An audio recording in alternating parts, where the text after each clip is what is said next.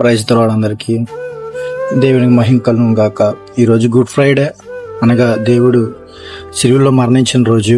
అతను మరణించే ముందు సిలువలో పలికిన 7 మాటల్లో మొదటి మాట, తండ్రి వీరు ఏం చేసినా వీరు ఎరుగురు గనక వీరిని క్షమించడానికి కోరుకున్నారు. లూకా సువార్త 23:34 అధ్యాయంలో ఉంటుంది. అతను మరణించే స్థితిలో ఉన్నప్పుడు కూడా మనల్ని క్షమించమని అడుగుతున్నాడు. అంటే అతను ఎంత గొప్ప మనసు మీ అందరూ అర్థం చేసుకోవాల్సిందిగా కోరుతున్నాను ఒక దేవుని బిడ్డగా. అదే స్థానంలో వేరే వాళ్ళు ఉంటే వేరేగా కోరుకునేవారేమో. ఈ రోజుల్లో అతను సువార్తను హేళన చేసిన వారు, అతని మాటలను హేళన చేసిన వారు చాలా ఎక్కువ మంది అయిపోయారు.